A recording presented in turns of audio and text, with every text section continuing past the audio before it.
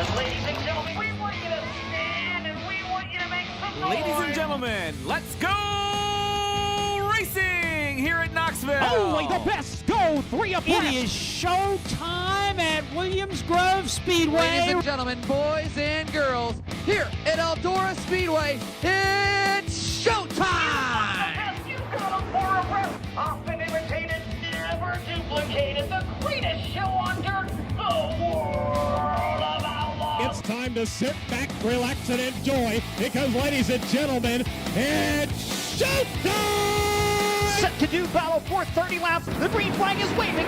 Hello again. It is Wing Nation presented by Sage Fruit. Talking sprint car racing, our favorite time of the week, and we are so glad that you have joined us. Steve Post and Erin Evernham in our Concord, North Carolina studios. How are you? I'm doing well. How are you? Fantastic. Fantastic. Wow. Great weekend down at Homestead. Got another sprint car guy in the NASCAR finals with Christopher Bell. Old C. Bell was rolling at the end of that I love race. to see that. And the emotions from him were Christopher's pretty even-keeled all the time. It was nice to see. His victory lane was awesome. His victory lane may very well be one of my top 5 favorites up from Sunday. Yeah. He just literally, his sheer joy, his, to a degree, disbelief, his sincere appreciation of being there and doing what he does.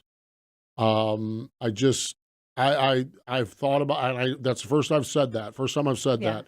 When you said his victory lane, that is, I had his first win, was the road course, I think at Daytona, and it reminded me of that. Yeah. It reminded me of that. It was just good. I mean, and I've been fortunate with Christopher. I had Martinsville last year when he raced his way into the Final Four, but that was nothing. Well, they had to overcome so much during the race on Sunday. I think that's the thing. And here's the deal with this, and I understand this is sprint car talk, but Christopher owns a sprint car team. His wife is sprint car royalty. His father-in-law is sprint car royalty. And Christopher, if he could be running a sprint car, would be running a sprint car all the time. Absolutely. Okay? He's one of our people. And here's the thing I'm at with Christopher. He has built a 360 team, a development program with Brian, with his father-in-law, Brian Kemenaugh, and I think that is huge support. So he's a sprint car guy. Yep, of course. Exactly. I think they got that car good after the last pit stop on Saturday or Sunday afternoon. Yeah. I think that driver took it from good to great. Agree. 1,000%. That driver took it from good to great. And that's our guy, Christopher Bell. I remember I've shared this a few times on Derek's programs. We were all doing this Wing Nation stuff, and everyone's all twisted up, and people would call us in Wing Nation or talk to us on Wing Nation. You think that Larson kid is good? There's a Bell kid from Oklahoma that's as good as Kyle Larson. Well, here we are. I remember Kyle saying something like that. I remember Kyle saying that too, yeah. So here we are. 2 of the 4 NASCAR playoff drivers are our guys. Yep. So maybe we'll get some more royalties, see if Blaney can get in there. Not that he's not carried on the sprint car tradition, but boy, there's sprint car tradition there. We'll see what we got. But fun stuff. Great weekend at Homestead Miami Speedway. It was fascinating because Kyle Larson actually talked about sprint cars and how the wall at Homestead feels like a soft cushion. Like a soft cushion at a racetrack. Not a heavy, but a soft cushion. And how you've got to dance with a soft cushion. Sprint car stuff. Fun stuff. Hefner Racing Products, hot topics, because, yes, there are hot topics. All right. Let's get right into this. Yesterday afternoon, High Limits Sprint Car Series has acquired the All-Star Circuit of Champions. High Limits, Brad Sweet and Kyle Larson's program. They had 12 midweek races this year. The All-Star's been around forever and ever, the original touring series. And this is what you're going to get from Wing Nation. You're going to get commentary on what we know. And you're not going to get speculation. The reality of this release is it told us that a business transaction happened. It left a lot of room for speculation. It left a lot for speculation, and you're not going to get that here. No. One thing that does come out of this is that when you look at the All-Star Circuit of Champions, and remember in 2015, Guy Webb was the promoter, the owner of the All-Star Circuit of Champions.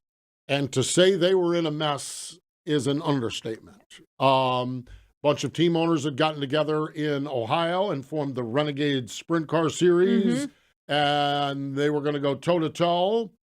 Danny Smith gets in the middle of it. When Danny Smith gets in the middle of things, usually stuff happens. And Danny was talking to Tony about a Renegades date at Eldora. And my understanding is right. Danny said, well, you should just buy the thing. And the next thing you know, Tony Stewart comes in, and from 2015 to yesterday, or apparently Friday, as when the deal closed, Tony Stewart has taken the All-Star Circuit of Champions and done a wonderful job. He really has. That tour has done a great job. The tour has expanded a little bit from the region of Ohio and Pennsylvania, but not drastically. Nope. The format is loved by so many people, and it has provided a great, great place for so many people to race, as the All-Stars have done since their inception. Yep. And that's a fact that we know, and attaboy, Tony, Yes. for stepping in and doing this based on the facts we know sitting here Tuesday at 12:06, 45, 46, 47. The facts we know is that Tony Stewart no longer owns the All-Star Circuit of Champions, and he did a wonderful job with the All-Star Circuit of Champions. He sure did. And that's the only facts we know. Beyond that, we have no idea what's going on. So let the speculation go wherever it is, but it's not going to happen here. So there you have it, and we'll see what happens. Stay tuned for more details, I hope. Oh, my God, I hope there's more details sometime soon. Yeah, it is a little bit, open-ended, a little confusing. Little confusing. Open-ended. One thing that is not open-ended, boy, that's sad. Aw. That's a sad transition. Man. That was a bad transition. Oof. One thing that's not open-ended is Devil's Bowl. Oh, my 'Cause God. it is I ended. can't even believe it. But it's not. Final race at the historic track, the famed Devil's Bowl. It was the World of Outlaws Sprint Car Stampede. Friday night, Carson Macedo in the Jason Johnson racing car picked up the win, but really, really special, Erin, because this was such a special place for Jason Johnson. And I love people from the Midwest. People from the Midwest. It was 4 or 5 hours from home, so it was a home track. Yeah, obviously. But yes, exactly. Those are Ashley. I'll tell you this. Jax was able to celebrate on the wing. Yes. Everyone's like Little Jax. Let's notice Little Jax is no gotten longer to be- Little Jax. No. He's not going to be Little Jax much longer. But it was so cool to see. It was. Macedo picked up the win. David Gravel, Brad Sweet, your podium. I was joking with Ashley. We were talking about this. In the Midwest, 4 or 5 hours away is your home track. Yeah. In Pennsylvania, you can't get a Lincoln car to go to Port Royal, and you can't get a Port Royal car to go to Lincoln. I'm from Pennsylvania, and I'm the same. I worked for IWX Motor Freight, which supports Keith Kuhn's program all across the board. IWX Steve Coulter, great, and they're from Springfield, Missouri, and he said, "No, it means nothing for us to jump in the car and drive to Texas to see a sprint car race." Yeah. And where it's like, oh my gosh. Well, I grew up in Massachusetts, and it was the same thing to go you would have to, to go, go to Boston was an hour. We never went to Boston. Never went to Boston. And even moving to North Carolina, it's like, a road trip is 3 4 hours, no big deal. 6 hours, still no big deal. It's but in the Midwest, like Yeah. Jason Johnson, it's like that's my home track. It's Devil's Bowl. It's only 4.5 hours away. Exactly. That's why I love Midwesterners. Well, I mean, their Saturday Sunday night special is Knoxville and Huset's, and there's not just one or two. There's a bunch of them that do that. Yeah, and it's not an easy trip because I've done it a number of times Yeah. on Saturday night. Yes, exactly, and then even more so on Sunday morning or Monday morning. Yeah. Anyhow, so that's Friday night. Saturday night. Well, this was wild. I mean, chaos, 2 open reds, a partridge in a pear tree. Race took longer than an hour, but boy, did we end it well. Man. David Gravel, James McFadden leading the whole thing, and coming to the finish line. I mean, David Gravel nipped James McFadden for the win. Gravel's 87th career World of Outlaw win, his first win at Devil's Bowl in 17 starts. We're going to talk to David. McFadden was second, Donnie Schatz was third, and the Devil's Bowl is apparently no more. But what a great finish. And what a great crowd. That place was packed. Yes, absolutely. Would have and racing is racing. And what are you going to do? You get into you get these shows that are prompt shows. Yep. If you're going to sit there for an hour and 15 minutes, at least have that finish. I was just going to say, at least they got a good finish. They did get a good finish, so good for them. So the Trophy Cup was going on out at Tulare Thursday night. Rico Abreu picked up the win on Thursday, and boy, I'm telling you what, this race, to Larry, it's unreal. It really is. Rico picked up the win on Thursday night. Landon Brooks was second. Corey Day was third, and literally you just can't. They don't make this up. No, you can't make this. This is video game. Yeah. I mean, there was a little bit of a Ross Chastain situation. Yes, but using the wall. Yeah. A Friday night, Shane Golobic rolling along there, picked up the $4,000 win. And again, just hammer down on the fence. And when I say on the fence, literally, I love this. And granted, one of them is a small bull ring, and one of them is a super speedway of dirt tracks. They always talk about Port Royal. You put the wheel on the fence. Well, no, you don't. You kiss the fence. At Tulare, it's on the fence. You ride the fence. It's crazy. My gosh. And Shane Golobic, Corey Day. There's a theme here. Corey Day, and Ryan Timms. And so they're lined up on points. Corey Day starts 20th, rockets his way to second by the finish of this thing. But the guy who won the race was DQ'd for a tech infraction. Corey Day picks up the overall championship. Well, he had the overall championship before he got Logan Seavey was in the race-winning car. Yep. Corey had wrapped it up. Second place was good enough to win it because this is that points deal where the race winner doesn't necessarily win the event. $29,000. I love this, and I've talked about the visit I had with Ronnie Day last year at Ocean Speedway. Ronnie and Corey Day become the second father and son team to win the Trophy Cup. When you join Brent and Tim Kading in California in any category, yes, you're in good company. You're in good company. Sure exactly. are. I thought it was neat to see that Jason Myers and his wife and son in Victory Lane with the Day family and crew. And more importantly, $200,000 for Make-A-Wish. Add that on to the millions they've already raised. Crazy. So fantastic. So great stuff. And there you have it, our Hefner Racing product hot topics. Hefner Racing Products knows karting, from sprint to road racing to winged outlaw carts. HRP Streeter Super Stands are the #1 selling brand for karting. They have automatic electric lifts, rolling stands, stackers to carry multiple carts. And just like sprint cars, HRP has tire racks, engine racks, speed breakers, and a whole line of kart racing accessories. We do a rotation of these reads that we talk about HRP, and I'm so glad that the rotation was for karting. Because you got your last night at Millbridge Tuesday tonight night. Is our last night at Millbridge. It'll be on Dirt Vision. And I am telling you, you pick up announcing gigs, you do this business. And when you're doing, whether I do the summer shootout at Charlotte Motor Speedway and then I do the kids program at Millbridge, when you do it, you go through the pits and you start to meet this one and you start to meet that one and then all of a sudden it's like, the season enders tonight. We're going to have a couple of kids crowned champions and well-deserved, well-earned. And then we got to say goodbye to those darn kids for a few months. Aww. And I don't even like that a little bit. I don't like that a little bit. Ashley Burnett, and she posted about it today. Yeah. Like, if you would have told me mid-season that this was the opening night, I'd take it. Now that we're here on the last night of the year, I don't want to say goodbye to the kids. It has been a great year. There are so many good kids and families that race out at Millbridge. And so if you get a chance, Dirt Vision tonight, to follow along with it. And yes, there are some HRP Streeter Super Stands out there that the kids are using. Oh, yeah, there's a bunch of them out there. So it's good stuff, for sure. What we're going to do, we're going to talk to David Gravel, and oh my gosh, we're going to talk to Tim Crawley, and I made the mistake of looking at the weather forecast for Texarkana, and we're going to be looking at Tim Crawley, bless your heart. We'll talk to him about his first year as the promoter of that track, and fingers crossed what will happen this weekend. So stay with us, David Gravel, when we return. Perfection isn't easily achieved. It takes hard work, dedication, and perseverance. Through their commitment to excellence, Sage Fruit Company has been supplying customers with the best tree fruit in the Pacific Northwest for over 3 generations. They work hard on the farm, in the packing facilities, and with their retail partners to provide consistent, high-quality apples and pears all year long.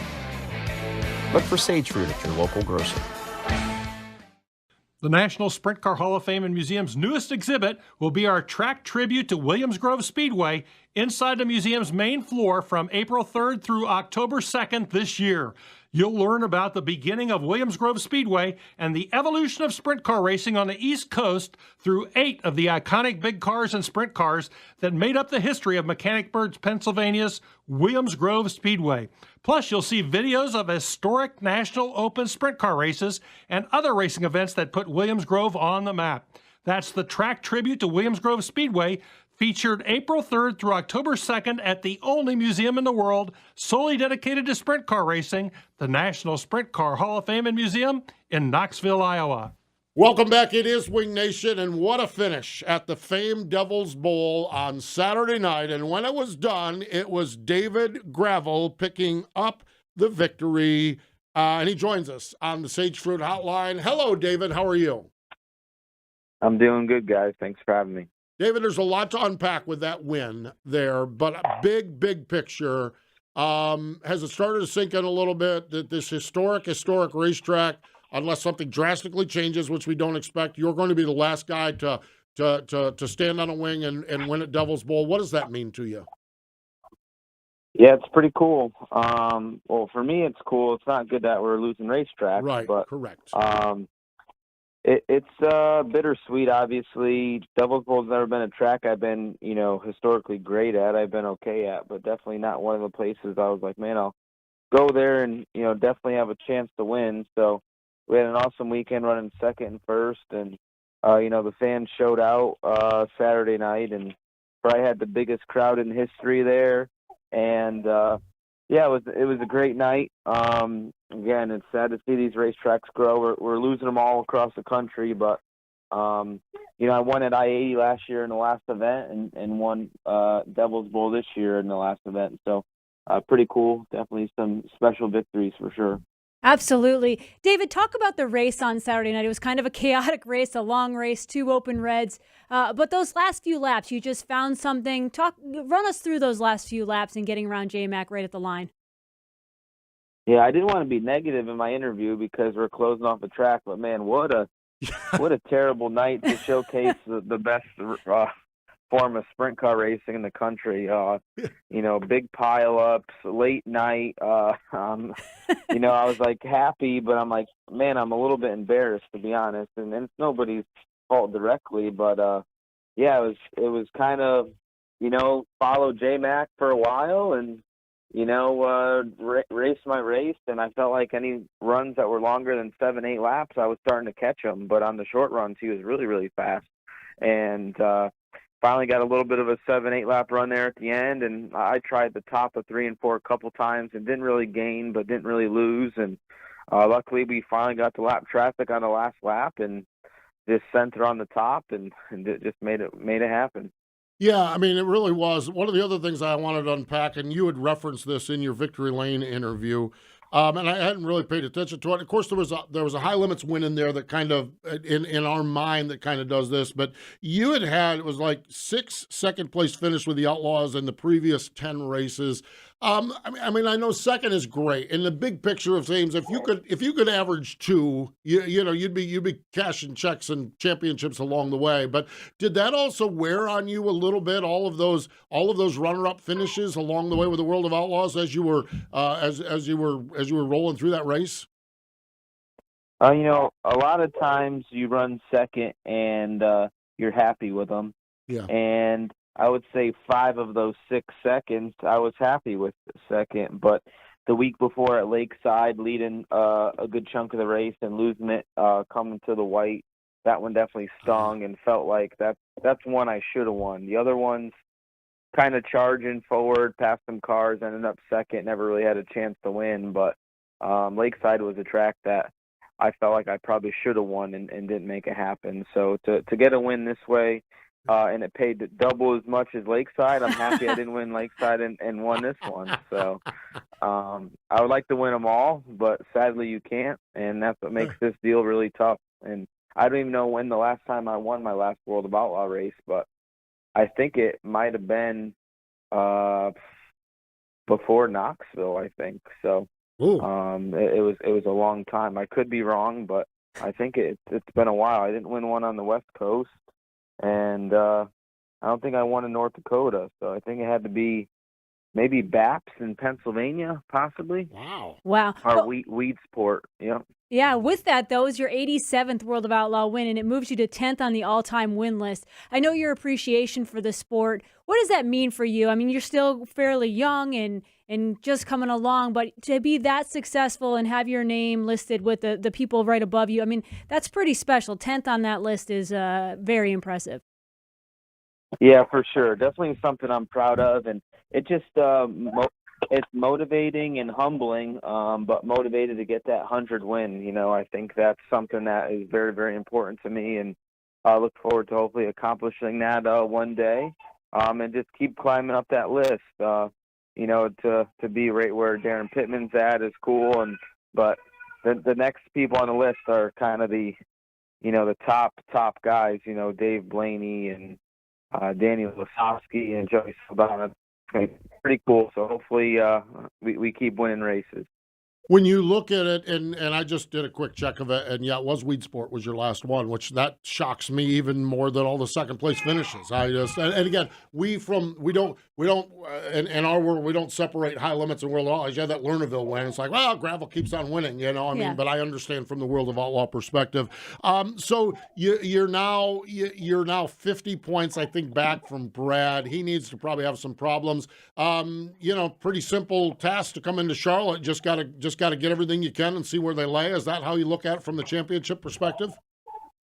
Yeah, we've had so many things happen this year that, you know, they're just hard to overcome. And it seems like, you know, Brad is always on the right side of things and we're on the wrong side of things. And you look at results, we have the most podiums, the most top fives, the most wins. So I feel like we've done our job on the racetrack. It's just blowing tires at the wrong times and driver crashing one night and screwing up and, you know, things breaking on us. So we're really proud in our team, and we know we're capable of winning World of Outlaw championships. And I guess we got to do it the hard way and, you know, keep working and keep growing as a team. You know, it's our third year with Big Game Motorsports, and I feel like we're getting better. So I'm excited for the future. As far as, you know, this weekend coming up, you know, we're just going to try to win 3 races in Charlotte, and whatever happens.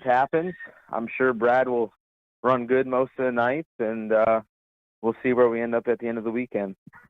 David, is that little Levi I hear in the background? I wanted to go off track for a little bit and ask you about him. I saw some big celebrations for his first birthday. Yeah, we had like nearly, I think, 100 people at his first birthday party in Connecticut. And Mom is out doing errands, so Dad is making up for lost time here. It's now my job this off season to watch him, and Mom could go to work. So, yeah, he's awesome. He's a happy boy. Wouldn't change it for the world, that's for sure. Yeah, you're integrating him into your social media is as a dad. It's just beautiful. I mean, I don't mean to. There's no other way to say it. I really enjoy watching Levi grow and go forward with it. David, before we cut you loose here, and I'll state it to you the way that we started our program. There was an announcement yesterday, the All-Stars, high limits. There's a lot of speculation, and we're never going to deal in speculation here. The one fact we know is that Tony Stewart bought the All-Stars in 2015 and sold the All-Stars here in 2023. You started with the All-Stars. Can you kind of just talk about what Tony accomplished in his time and leadership of the All-Star Circuit of Champions? Yeah, for sure. I wasn't involved in the All-Stars when Tony owned it. Guy Webb still owned it at the time. Yep. I believe my last season was 2011 or 12. But obviously, I'm directly in the sport and been around a long time. But the All-Stars was a great series, and I regret nothing. It was the best thing for me to cut my teeth running the All-Stars and their schedule and going to Pennsylvania and Ohio and still be on the go to the Midwest. And it's a great series. I feel like it's a great series that we're going to miss in our sport because there's trying to be 2 national series fighting each other where the All-Stars didn't really fight against the Outlaws. So it's going to be interesting to see what happens. But Tony has been involved in sprint car racing a long time, and I appreciate for what he's done, and he's still going to be involved, obviously, with Eldora putting on, 5 to 10 big events every year, and it's just time for him to move on, and he's got a lot of other things going on. So we need people like Tony and Kyle and Casey and Todd Queering and Kevin Rudine. We need these people in our sport to keep it going, and appreciate for what all those guys do. Hear, hear. Well said. And speaking of busy, sounds like Levi needs Dad now. So we sincerely appreciate your time. We'll look forward to catching up with you in person in Charlotte next week. But thanks for the time, and get back to Dad duties there with Levi, David. Thank you. He only napped for 45 minutes, so I didn't get much done. Now he's hungry, so got to feed him, and then hopefully I can get something done for myself today. We'll see. Well, good luck with that. Good luck with that. Yeah. I've been trying, and mine are 21 and 23, and I still haven't got anything done for Dad. So good luck with that. But thanks for the time. All right, guys. Thank you. There we go. David Gravel joining us on the Sage Fruit Hotline. Stay with us. When we come back, Tim Crawley. He joins us next. Perfection isn't easily achieved. It takes hard work, dedication, and perseverance. Through their commitment to excellence, Sage Fruit Company has been supplying customers with the best tree fruit in the Pacific Northwest for over 3 generations. They work hard on the farm, in the packing facilities, and with their retail partners to provide consistent, high-quality apples and pears all year long. Look for Sage Fruit at your local grocer.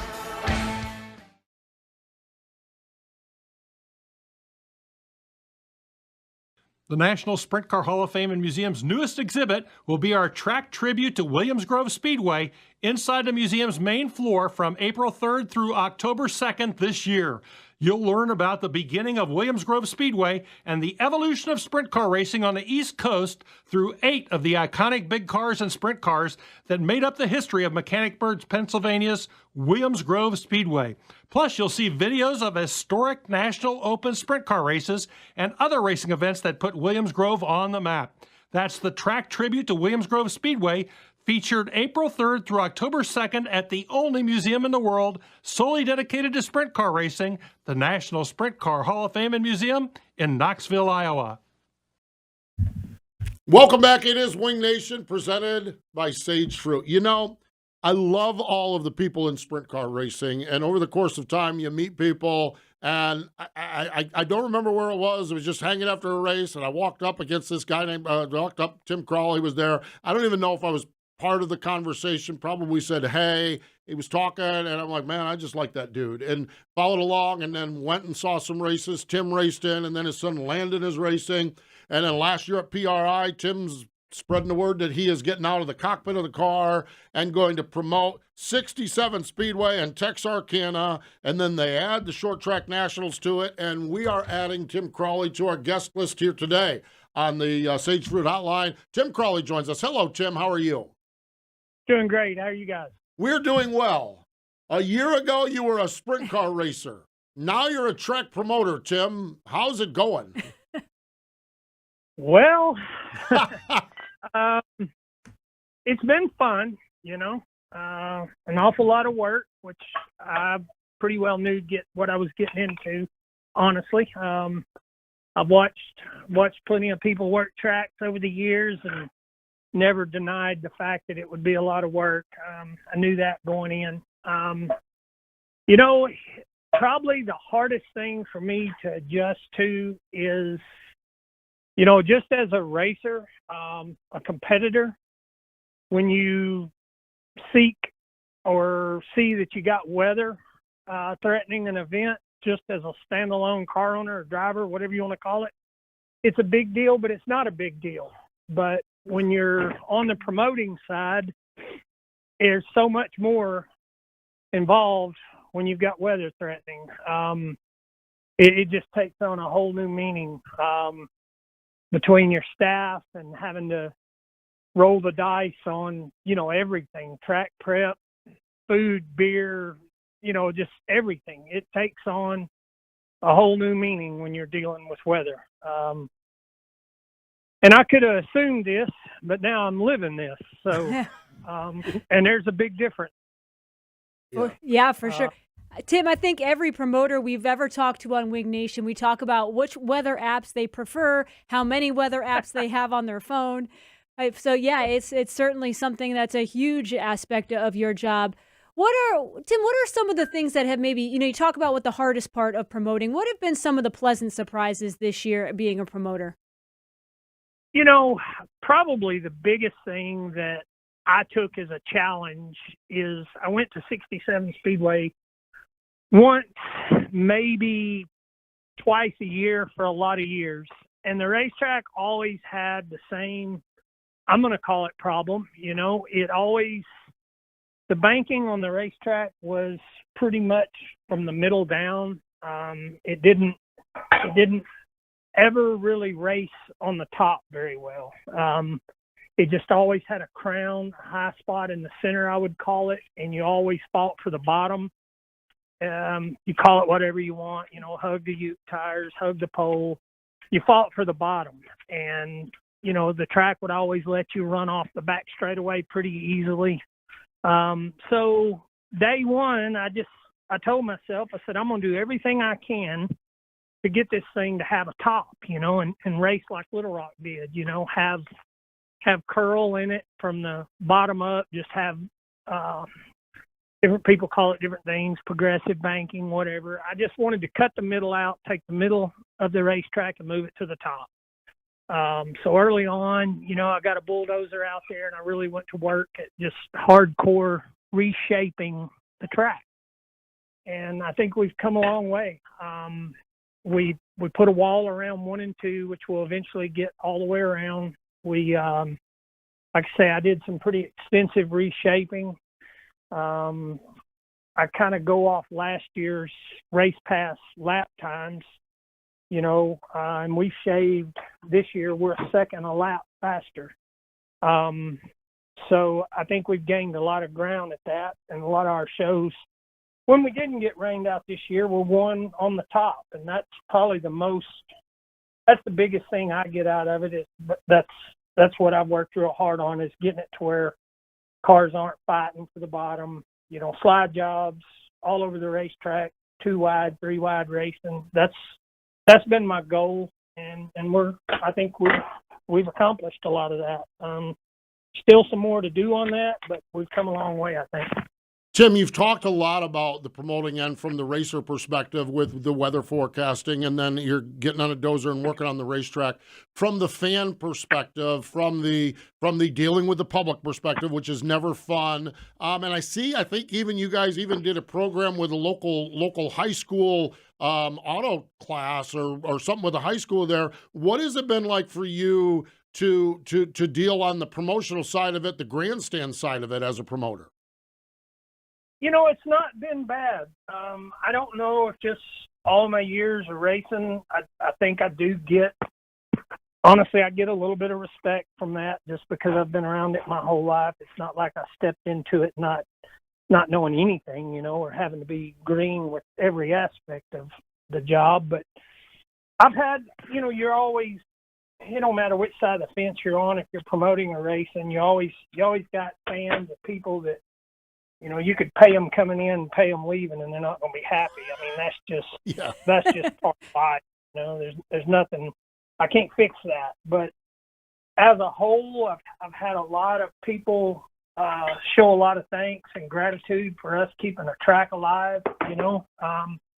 As we all know, so many are dying today, and it's so hard to. Virtually some states, it's almost impossible with some of the laws they have passed, in city ordinances. Everybody sees motorsports a lot of times as a big black eye, so it's kind of tough, So we just didn't want to see another racetrack go down, and here we are trying to keep one alive. So had a lot of kudos. I've had a lot of people reach out and thank us for what we're doing. So it's not been bad. Granted, I had one touchy moment. We had a stock car race. I had to disqualify a lifelong friend. Wow. That was a new experience, but you got to do, That was a tough night, but all in all, I've just early on, because everybody's my friend, I got tons of friends, but I said I got to deal with situations and not the people. If the situation calls for a call, I have to deal with the situation and not the people involved. So that's what we tried to do. But no, I guess to answer your question, it's not been bad. Granted, I say that. I may jinx myself. It could get ugly this weekend, but honestly, it hadn't been bad at all. People's been great. I've enjoyed it. It's been a ton of work, but I knew that. Like I said, I knew that going in. We got us some tillers from Lanny Ross and them Devil's Bowl back a couple of months ago, and those really helped with our track prep and everything a ton. So just looking forward to trying to I just really hope we can get this short track nationals in this weekend. We've already tried once, and Mother Nature didn't want us to succeed that weekend. So now we've got threat of rain again. But all I'm going to say is, there's Eldora does it. There's plenty of places over the years that's done it.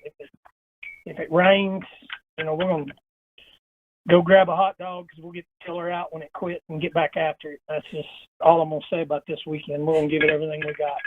I love that. Tim, you certainly have had a lot of support with your taking over the 67 Speedway in Texarkana. You have 61 cars entered this weekend so far. How did it all come about for you to take over the Short Track Nationals? We know that, Little Rock obviously closed at the end of last season, but how did it come about for you to take over this big event? It's still co-promoted with Tracy. She's still right there alongside us. She still has the rights to Short Track Nationals, as she should. And growing up in Little Rock and knowing the Clay family my whole life, it was actually an easy meeting. Me and my partner with the facility, we met with Tracy one day and said, hey, it's a short track, still in Arkansas, just barely, but it is still in Arkansas. So what do you think? And I don't know. She didn't have to think long. She said, okay. So we're trying to keep it alive. That is awesome. That really, truly is. Tracy and your wife, that sounds like a problem combination, though, Tim. Yeah, they, it's kind of funny how things come full circle. You all sit around as racers and you talk about all the do's and don'ts and shoulda, coulda, wouldas, and then you turn around and now we're all kind of in business bed together. So it's, years and years ago, if you would have told me right before I started driving for Mike Ward, if you'd have said, hey, you're going to drive for Mike Ward for 10.5 years, and right after that, you're going to take over a racetrack and start promoting, I would have probably told you to go check yourself into rehab because you're on some serious drugs.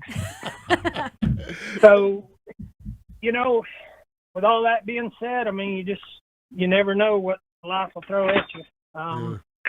But I'm enjoying this. I really am. It's probably the worst struggle I'm dealing with right now is that I can't lie. It did slow my kids' year down a little probably this year. We both run the national ASCS deal together last year, and in this year he was pretty limited on the amount of shows he got to run because of the racetrack at 67. So, but there's one thing about it: he has a new respect for. We can go to a different facility now, and I catch him. He'll pick up trash. Just trash and grass is two huge issues. We have a 60-acre facility, and it's mostly grass. And then people at post race, there's a lot of trash. So my kids got a new love of lawnmowers and trash bags. There you go. You had final question for you. You had a unique situation where you and Landon have raced together forever. You had a situation where you had to put him on a plane, and he flew to California to race without mom and dad there. It turned out, unfortunately, the weekend you ended up sitting on the sidelines. It got rained out. What was that like following along your son racing on pay-per-view? You know, it was probably, there's no probably to it. It was definitely easier for me than it was Mom, you know. Yeah.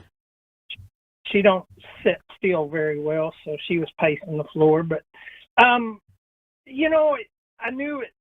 There's a lot of things to that, and some people, you know, they get this, some don't. I mean, you want to be there, but at the same time, it's kind of, you know, you got to cut the cord. And I wanted him to feel like he could go be successful and have a good night at a racetrack without me beside him. You know, I want him to get to that point. Disconnect from me? No, but do it on his own? Yes. And so that was, you know, he's 15, so we had a month there. We driver's license, checking account, whole bunch of stuff happened. 4 or 5 weeks, you know, got him on a plane, he was gone. So, it's a proud moment, but I come real close after we definitely canceled. I just about booked a flight. I told my wife, I said, you know, it was planned for me to be home and him go do this, so we're going to leave it as planned, you know, let him do it on his own. Good for you. That's a tough call, but that's a good call. Really is. Tim, fingers crossed that the weather gods will cooperate with you and get everything out of there quickly this week. And we wish you the best with this weekend's 36th Annual Comp Cam Short Track Nationals. Appreciate the insight as far as the whole year goes as well. Appreciate the time here on Wing Nation today. Anytime. Thank you, guys. And maybe somewhere we'll cross paths down the road, I'm sure, soon. I'm sure we will. Sounds good, Tim. Thank you. Thank you. Tim Crawley joining us here. A couple of things that really jump out about that. I love when he was talking about having to disqualify a lifelong friend. I love that he says deal with situations, not with people. Yeah. I think that there's a lot of wisdom there that comes with that. Similarly, when he was talking about, I think you could pay some people as they entered the racetrack and pay them as they left the racetrack, and they would still not be happy. And I can't really do anything about those people. It's the other people I need to, you know, I'm paraphrasing there. Yeah. But I kind of love both of those philosophies, that you control what you can't control, and why worry about it? Yeah. And he's right about some of those people. No doubt. Oh, God. Doesn't matter how hard you try. Yes, absolutely. And why are you worried about that when there's other people that are, and I like that he's getting some positive feedback for saving the racetrack, because that's what he's doing. And that's good. Well, I'm going to have to dial up their schedule next year, see when I can go to Texarkana. Oh, it's going to be awesome. Hey, stay with us. When we come back, we've got more Wing Nation. Perfection isn't easily achieved. It takes hard work, dedication, and perseverance. Through their commitment to excellence, Sage Fruit Company has been supplying customers with the best tree fruit in the Pacific Northwest for over 3 generations. They work hard on the farm, in the packing facilities, and with their retail partners to provide consistent, high-quality apples and pears all year long. Look for Sage Fruit at your local grocer. Wing Nation, presented by Sage Fruit, continuing on here, National Sprint Car Hall of Fame birthday calendar. Today, C.K. Spurlock and Dave Blaney. Oh, yes. Dave Blaney. Jack Miller, Sammy Swindell has a birthday. August, Gus Hoffman, Mark Light. But let's talk about C.K. Spurlock. I was curious about part of this, and I learned everything doing research at the National Sprint Car Hall of Fame on this one. C.K. is a 2019 inductee into the National Sprint Car Hall of Fame. In his mid-20s, he was in the Ohio, West Virginia area, got hooked up with Don Edmonds, and loved sprint car racing. Don is a Hall of Famer as well.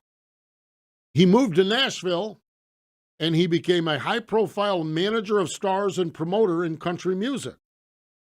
He decided to put the two together. The first offering was this: Dub May driving the Loretta Lynn Special. Later on, he would go to manage Kenny Rogers.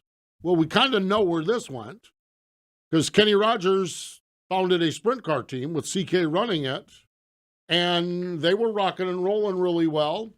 They went to a race, I think it might have been Florida, and they wadded up every car they had in the trailer. Ugh. couldn't get a chassis in a timely manner.